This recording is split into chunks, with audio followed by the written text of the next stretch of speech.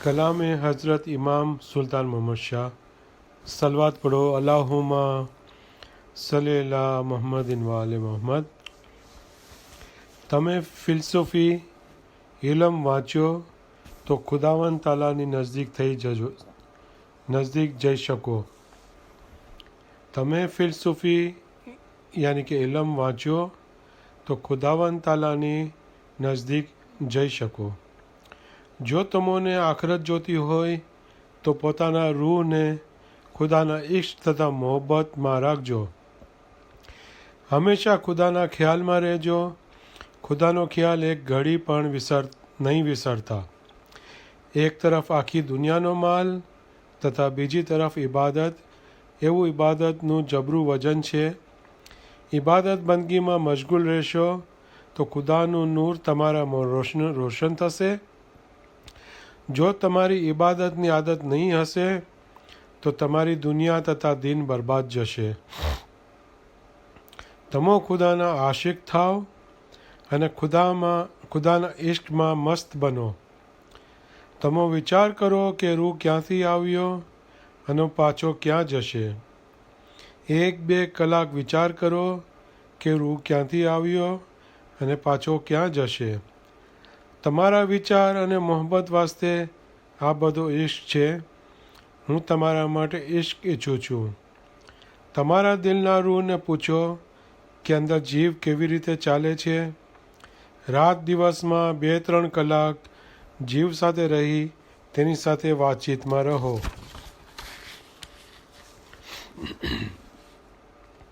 રૂહ છે તે તમારો આગળનો જીવ છે। તેને તમે દિલમાં એક કરો। તમે ક્યાં સુધી બેદિલ રહેશો। પાક છે તે ચીજ બીજી છે અને ખાક છે તે બીજી ચીજ છે। તમે ચોકસી કરો। હાલ તમે ખાક છો, એક ખાકમાંથી તમે પાક થાઓ। તમારી ફઝીલત તથા સારો વખત રૂહને ઓળખવાનો છે। તમારા રૂહને પાક કામ ઇબાદત કરવાની આદત આપશો તો આસ્તે આસ્તે તમારા બદનમાંથી હેવાનગતિ અને જાનવરની તાસીર નીકળી જશે અને આખરે મરણ અગાઉ તમારો રૂહ ફરિશ્તા જેવો થઈ નીકળી જશે। તમે એવા અમલ નહીં કરો કે જ્યારે તમે આ દુનિયા મૂકીને જાઓ ત્યારે તંગ જગ્યામાં જઈ પડો। એવી જગ્યા ઉપર પહોંચવાની તજવીજ કરો કે મોટી કુશાદી જગ્યાએ પહોંચો એટલે અર્શ અઝીમ પર પહોંચી શકાશે। તમારું દિલ પાક થાય તો આ દુનિયામાં તમે અર્શ અઝીમ જોઈ શકશો। હું કહું છું કે જે કાંઈ છે તે રૂહ છે, માટે તેની તપાસ કરો કે તે શું છે, તે ક્યાંથી આવ્યો, તે નૂરની નિગાહ કરવી જોઈએ। તમે મોમન છો, તમો ખુદાવંદ તાલા ઉપર આશિક થાવ। હકીકતીઓનો ઇશ્ક ઓલાદ, સ્ત્રીઓ તથા પૈસા ઉપર નથી, પરંતુ ખુદાવંદ તાલા ઉપર છે। ખુદાના નૂરનો દીવો તમારી અંદર છે। એ દીવો તમે સર્વેમાં છે તે તમે જુઓ। સમજદાર ઇન્સાનને મોટી ઉમ્મીદ રાખવી જોઈએ। તે એ છે કે રૂહ જે ઠેકાણેથી આવ્યો તે અસલ મકાને પહોંચે, તેનો ખ્યાલ કરે અને એવી હિંમત રાખો કે અસલ મકાને પહોંચે। જેમ મોટી નદીનું પાણી દરિયામાં પહોંચે છે તેમ ઇન્સાનનો રૂહ પણ મોટા દરિયામાં જઈ પહોંચે છે। રૂહનો પણ દરિયો છે। તમો એવી ઉમ્મીદ રાખો કે તમો તમારા અસલ મકાને પહોંચો। તમે દિવસના 1-2 કલાક વિચાર કરો કે રૂહ ક્યાંથી આવ્યો, પાછો ક્યાં જશે। તમે 24 કલાકમાં 22 કલાક દુનિયાનું કામ કરો અને 2 કલાક જમાતખાનામાં આવીને ઇબાદત કરો। તમો સઘળા માણસોના દિલમાં ખુદા બેઠો છે।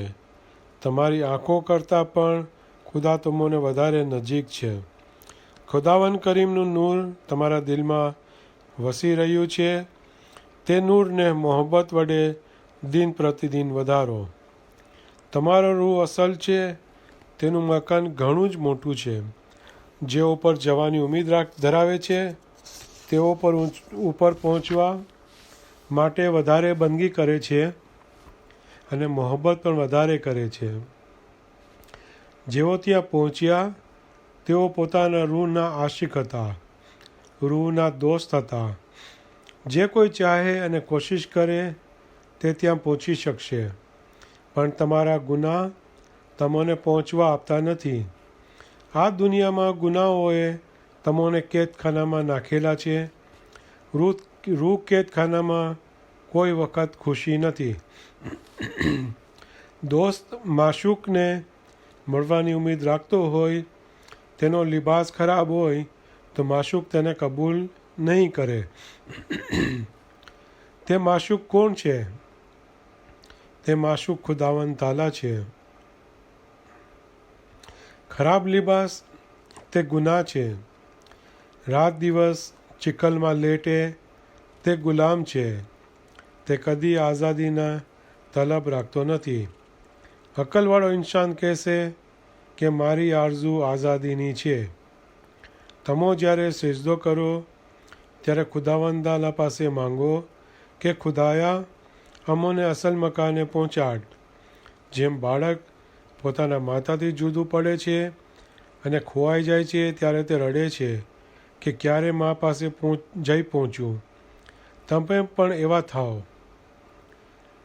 હું દુઆ કરું છું કે ખુદાયા તેઓને તો હકીકતી આંખો બક્ષ અને તેઓના દિલમાં એવી તાકાત બક્ષ કે આઝાદ થાય અને હકીકતી થાય. તમારું અસલ મકાન ઘણું મોટું છે પણ હવે ઘણું દૂર છે. અક્કલવાળો હશે તે ઘણો વિચાર કરશે. તમારું અસલનું ઘર આખરતમાં છે. ઈમાન સલામત સાથે ઇબાદત કરશો, સારા અમાલ કરશો, ત્યારે સારા મકાન ઉપર પહોંચશો. અસલ મકાન કરતાં બીજું કયું મોટું મકાન છે? મહેનત કરશો તો તે મકાને પહોંચશો.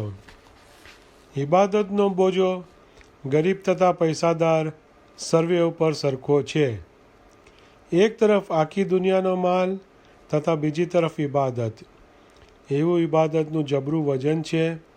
તમે મોમન છો, રોજ વધારે ને વધારે સારા થાઓ. દીનનો ફાયદો બીજી દુનિયામાં અવશ્ય મળશે. કદી પણ તે ફાયદો હાથમાંથી જનાર નથી. દુનિયામાં કોઈ મોમિન ગરીબ હોય તેને દિલાસો આપો.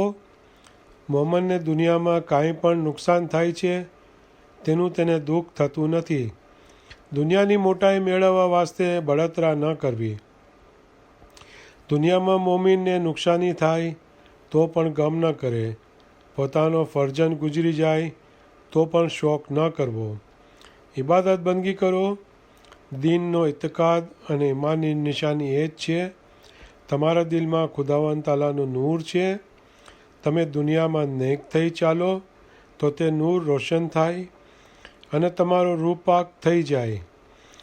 જેનામાં હિંમત છે તે સાતમા આસમાન સુધી પહોંચી જાય છે. જો તમારી ઇબાદતની આદત નહીં હશે તો તમારી દુનિયા તથા દીન સર્વે બરબાદ થઈ જશે. જો થોડો વખત પણ ઇબાદત બંદગી નહીં થાય તો આપણા દીન તથા નાતભાઈઓમાં ફિતના કરાવવાના ખ્યાલ ઊભા થશે.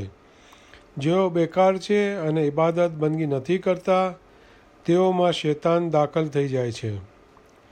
તમારા રૂહના ચિરાગમાં રોગાનનો ઢગલો છે, પણ તેને તમે દિવાસળીથી નહીં સળગાવો તો રોશની કેમ થાય?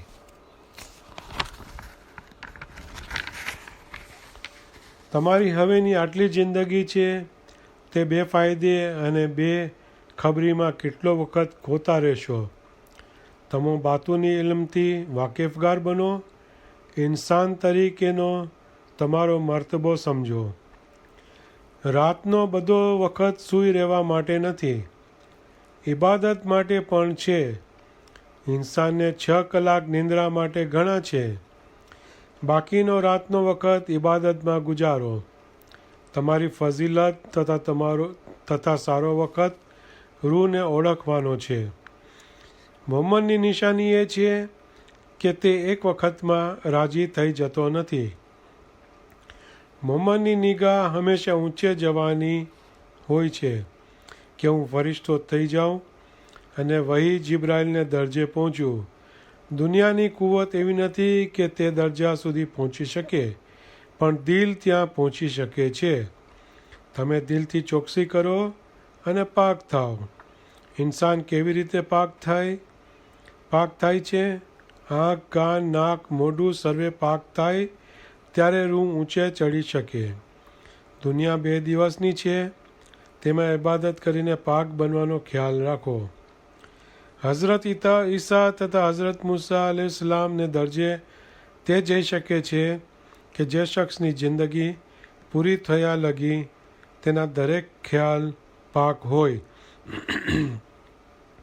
જેનું દિલ પાક હોય અને જેનો રૂહ રાત દિન ખુદાવંદ તાલા સાથે મેળાપ કરતું હોય. તેવા લોકો પોતાની હિંમતથી ઊંચે દરજે પહોંચી શકે છે. તમે આખરતના મેવા ખાઓ. દિલ આ મેવાને સમજી શકે છે. ઇન્સાન જ્યારે માતાના ઉદરમાંથી બહાર આવે છે ત્યારે તેના ઉપર ઘણી મુસીબતો હોય છે. તેને માતાના ઉદરમાંથી બહાર નીકળવાને એટલી જબરી મુશ્કેલી પડે છે કે બહાર નીકળવા તેનું દિલ નથી ચાહતું. મોમનનું પણ એમ જ છે. જે મોમન આ દુનિયા છોડી જાય છે તેને માટે આ દુનિયા તંગ જગ્યા છે. મોમન આ તંગ જગ્યા છોડીને મોટી કુશાદા જગ્યામાં જવા ઈચ્છે છે. આ બદ જગ્યામાંથી નીકળીને તેને સારી જગ્યામાં જવાનું છે. હાલ તમે આ દુનિયામાં છો. તમે એવા માલ નહીં કરો જ્યારે તમે આ દુનિયા મૂકીને જાઓ ત્યારે વધારે તંગ જગ્યામાં જઈ પડો. એવી જગ્યા પર પહોંચવાની તજવીજ કરો કે મોટી કુશાદે જગ્યામાં પહોંચો અને અરશે અઝીમ પર પહોંચો. અરશે અઝીમ પર તેનાથી પહોંચાય છે કે જે પાક હોય છે. માટે તમારું દિલ પાક થાય તો આ દુનિયામાં તમે અરશે અઝીમ જોઈ શકશો. દિનના કામમાં ટેવ પાડવાની ખાસ જરૂર છે. જમાતખાનામાં જવાની ટેવ પાડવી. આ ટેવ પાડશો તો તમને ઘણો ફાયદો થશે. દુનિયામાં એક પહેલવાન પોતાના બદનની તાલીમ કરે છે, તે જ પ્રમાણે ધર્મી ઈમાની માણસો પોતાના રૂહની તાલીમ માટે ઇબાદત બંદગીની આદત રાખે છે. તમે ઇબાદત બંદગીની આદત કરો. જો એકવાર ઇબાદતની આદત પડી ગઈ તો તમને જરા પણ શક રહેશે નહીં. ઇન્સાન પછી તમારી જગ્યા ફરિશ્તાની છે. તેના બદલે હેવાની જગ્યાએ જાઓ. તે બધા કરતાં વધારે ખરાબ જગ્યા છે. કોઈ માણસ પાસે આખી દુનિયાની બાદશાહી હોય, એ છીનવી લઈને તેને ફકીર બનાવવામાં આવે તો તેની કેવી ખરાબ હાલત થશે. હવે તમે ઇન્સાનરૂપી ઉત્તમ દેહમાં આવ્યા પછી ફરિશ્તા થવાને બદલે ઇન્સાન મટીને હેવાન જેવા બનશો તો તમારી પણ એવી જ ખરાબ હાલત થશે. ઇન્સાન તે છે કે ઉપર જવાની ઉમેદ રાખે. પોતાનો રૂહ અસલ મકાને પહોંચે તો સારું. એવું ન બને કે રૂહ અહીંયા જ રહી જાય અને ઢોર માફક ખાય તથા સૂએ. ઇન્સાન તથા હેવાનમાં એ ફરક છે કે ઇન્સાનમાંથી ફરિશ્તો થઈ શકાય છે. રૂહને ઊંચે લઈ જવા માટે ઇબાદત બરાબર કરો. ઇબાદત કદી પણ છોડી દેવી જોઈએ નહીં. જો કદાચ તમે બીમારીના બિછાના પર પડ્યા છો તો પણ ઇબાદત છોડતા નહીં. તમે મુસાફરીમાં હો તો પણ ઇબાદત કરતા રહેજો. જ્યાં સુધી તમારા તનમાં પ્રાણ છે ત્યાં સુધી ઇબાદત છોડતા નહીં. તમે દુનિયાની મોટાઈ ઈચ્છો છો. દુનિયાની મોટાઈ મગરૂરી, મેલી છે.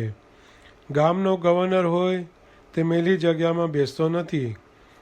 તમે કહો છો કે ગવર્નર પણ થઈએ અને મેલી જગ્યામાં પણ બેસીએ. તમે કહો છો કે ફરિશ્તા થઈએ પણ તમારા અમાલ બદ હોય તો ફરિશ્તા કેમ થાઓ?